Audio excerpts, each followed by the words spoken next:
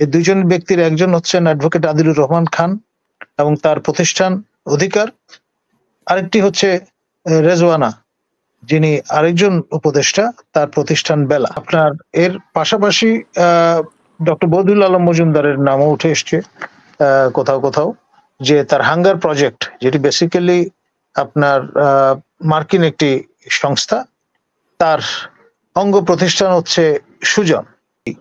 আমেরিকানরা যেহেতু ইতিমধ্যে পর্যাপ্ত অর্থ খরচ করেছেন, বরাদ্দ করেছেন বার্মা অ্যাক্টের নিরিখে, তারই অংশ হিসেবে আপনার রোহিঙ্গাদের জন্য এই বিশেষ এক্সেপশন। এবং রোহিঙ্গারা ডেফিনেটলি আমরা সবাই জানি যে মিয়ানমার থেকে আগত, এটা বেসিক্যালি টাকাটা মিয়ানমারে প্রযুক্ত হচ্ছে, বাংলাদেশে নয়।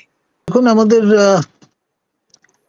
প্রেসিডেন্ট ট্রাম্প তিনি দুটি অকেশনে বাংলাদেশের এই অনুদান প্রসঙ্গে কথা বলেছেন এবং একেবারে খোলামেলা বলেছেন যে এমন প্রতিষ্ঠান যাকে কেউ চেনে না এবং সেই প্রতিষ্ঠানে স্টাফ মাত্র 2 জন। এখন এই বিষয়ে পরবর্তীতে যেটা তার ধারণা, যে এই প্রতিষ্ঠানে যারা কাজ করেন এই 2 জন এবং তাদের যিনি স্টিয়ারিং হুইলে যিনি আছেন, তিনি অচিরেই বড়লোক হয়ে যাবেন বা হয়ে গেছেন, এবং ম্যাগাজিনের ফ্রন্ট পেজে বড়লোক হিসেবে তাদের নাম, ওই যে দেখেন ফোর্বস লিস্টে যেরকম নাম বেরোয় সেরকম নাম বেরোবে। এটি তিনি খুব সার্কাস্টিক্যালি বলেছেন কথাটা। তো যাই হোক, এটা নিয়ে তুমুল আলোচনা সমালোচনা শুরু হয়েছে। আমাদের দীপমণি কর্তৃক অপসারিত নদী কমিশনের সাবেক চেয়ারম্যান মঞ্জুর চৌধুরী, তিনি আপনার খোলামেলা ফেস দ্য পিপল কানাডায় বলেছেন যে তার ধারণা এই 2 জন ব্যক্তির একজন হচ্ছেন অ্যাডভোকেট আদিলুর রহমান খান এবং তার প্রতিষ্ঠান অধিকার, আরেকটি হচ্ছে রেজওয়ানা, যিনি আরেকজন উপদেষ্টা, তার প্রতিষ্ঠান বেলা। আবার অন্য সূত্রে জানা গেছে যে আইনুল, একজন সহযোগী অধ্যাপক ঢাকা বিশ্ববিদ্যালয়ের রাষ্ট্রবিজ্ঞান বিভাগের, তিনি এই টাকা রিসিভ করেছেন এবং তার প্রতিষ্ঠানের 2 জন কর্মচারী বা কর্মকর্তা কাজ করেন। এখন তিনি এই টাকা নিয়ে 10,000 বিভিন্ন বিশ্ববিদ্যালয়ের ছাত্রছাত্রীকে প্রশিক্ষিত করেছেন গণতন্ত্র বিষয়ে। আর আপনার এর পাশাপাশি ডক্টর বদিউল আলম মজুমদারের নামও উঠে এসছে কোথাও কোথাও, যে তার হাঙ্গার প্রজেক্ট, যেটি বেসিক্যালি আপনার মার্কিন একটি সংস্থা, তার অঙ্গ প্রতিষ্ঠান হচ্ছে সুজন। তিনি হাঙ্গার প্রজেক্ট থেকে অনেকে মজা করে বলেন যে মাসের শেষে ডলারে বেতন নেন, আর সুজনে যারা কাজ করেন তাদেরকে উজ্জীবক হতে বলেন, তারা যাতে নিঃস্বার্থভাবে ভলান্টিয়ার হিসেবে কাজ করে বিনা বেতনে, বিনা পারিতোষিকে ইত্যাদি এরকম। এখন এই যে ব্যক্তিবর্গ, তার মধ্যে আবার আরেকজন বেনিফিশিয়ারি হচ্ছেন ডক্টর আব্দুল আলিম। তিনি বদিউল আলম মজুমদার কর্তৃক হ্যান্ডপিকড আপনার নির্বাচন সংস্কার কমিশনের গুরুত্বপূর্ণ সদস্য।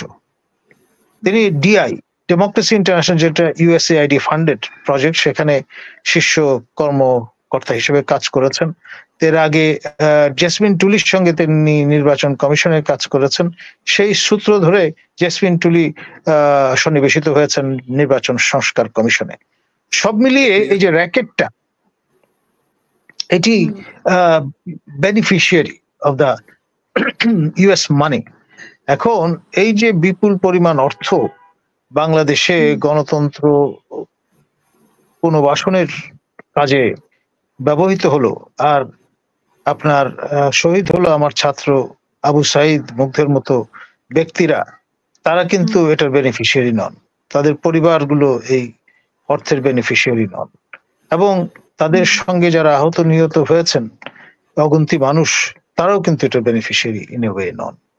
ফলে লাভের গুড় বলে না, বিপ্লয় খায়, এই ইঙ্গিতটাই আপনার প্রেসিডেন্ট ট্রাম্প দেবার চেষ্টা করেছেন।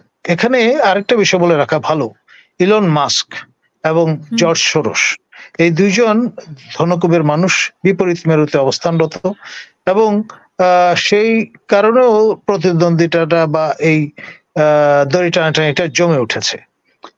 ইলন মাস্ক তিনি চিন্তা করছেন যে গভর্নমেন্টকে ডাউন সাইজ করতে হবে, সরকারি খরচ কমিয়ে নিয়ে আসতে হবে, এফিসিয়েন্সি বাড়াতে হবে। সেই চিন্তা থেকে ইউএসআইডি ডিসব্যান্ড করার পরামর্শ তিনি দিয়েছেন প্রেসিডেন্ট ট্রাম্পকে, এবং প্রেসিডেন্ট ট্রাম্প অ্যাকর্ডিংলি অ্যাক্ট করেছেন। আর আপনার সিআই এর যে আউটফিটটা ছিল স্টেট উইদিন স্টেট অ্যাক্টর হিসেবে দীর্ঘদিনের, সেই সিআই এর কর্মকর্তাদের 8 মাসের আগাম বেতন দিয়ে বাড়ি পাঠিয়ে দেওয়ার একটা প্রক্রিয়া করেছেন। আর এর পাশাপাশি আপনার 90 দিনের জন্য সকল রকমের ইউএস সাহায্য সারা পৃথিবীতে বন্ধ করে দেওয়া হয়েছে। 3টা এক্সেপশন করা হয়েছে, ইসরায়েল, ইজিপ্ট এবং আমাদের রোহিঙ্গা রিফিউজিস, যেটা সরাসরি তারা ফান্ড করেন। এ বাদে আর কোনো এক্সেপশন করা হয়নি। মানে এখানে অনেকে বগল বাজানোর চেষ্টা করেছেন, বাহবা নেওয়ার চেষ্টা করেছেন যে প্রেসিডেন্ট মানে আমাদের সরকার প্রধান প্রফেসর ইউনূসের অনুরোধে রোহিঙ্গাদের এক্সেপশন করা হয়েছে। নো ওয়ে, এটা একটা আপনার নিজেদের সঙ্গে আত্মপ্রবঞ্চনার শামিল। আসলে বিষয়টা হলো ইউএস পলিসির অংশ, এটা তারা সেই কারণেই সেটি করেছেন। আপনাদের বার্মা অ্যাক্টের কথা নিশ্চয়ই মনে আছে, তার সঙ্গে মিল রেখেই আমেরিকানরা যেহেতু ইতিমধ্যে পর্যাপ্ত অর্থ খরচ করেছেন, বরাদ্দ করেছেন বার্মা অ্যাক্টের নিরিখে, তারই অংশ হিসেবে আপনার রোহিঙ্গাদের জন্য এই বিশেষ এক্সেপশন। এবং রোহিঙ্গারা ডেফিনেটলি আমরা সবাই জানি যে মিয়ানমার থেকে আগত, এটা বেসিক্যালি টাকাটা মিয়ানমারে প্রযুক্ত হচ্ছে, বাংলাদেশে নয়।